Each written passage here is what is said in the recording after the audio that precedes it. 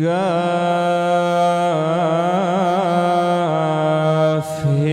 يا عين صاد.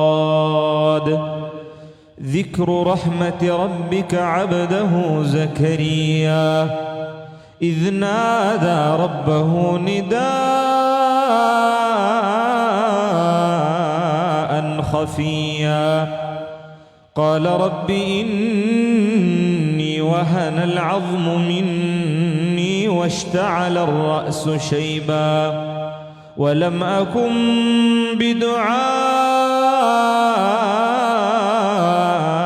رب شقيا وإني خفت الموالي من ورائي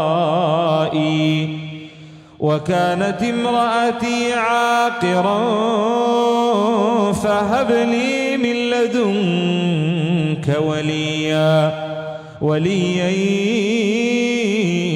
يرثني ويرث من آل يعقوب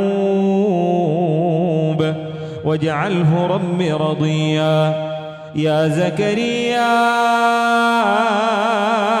إنا نبشرك بغلام اسمه يحيى لم نجعل له من قبل سميا.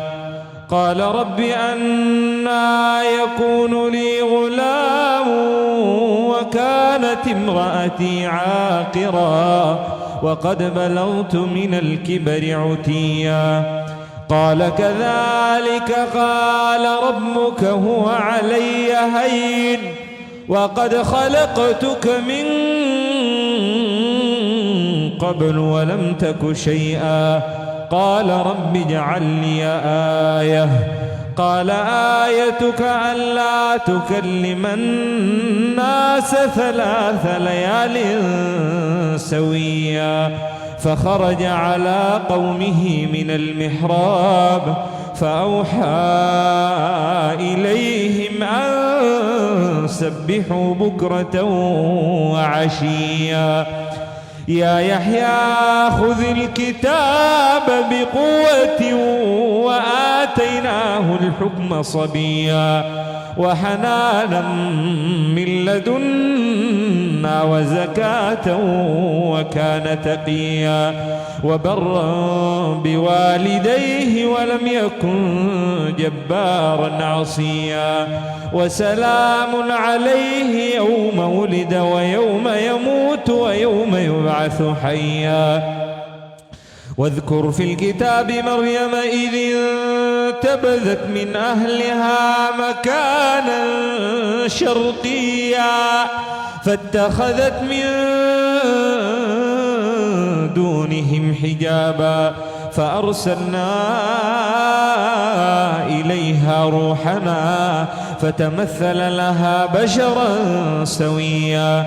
قالت إني أعوذ بالرحمن منك إن كنت تقيا. قال إنما أنا رسول ربك ليهب لك غلاما زكيا. قالت أنى يكون لي غلام ولم يمسسني بشر ولم أك بغيا. قال كذلك قال ربك هو علي هين ولنجعله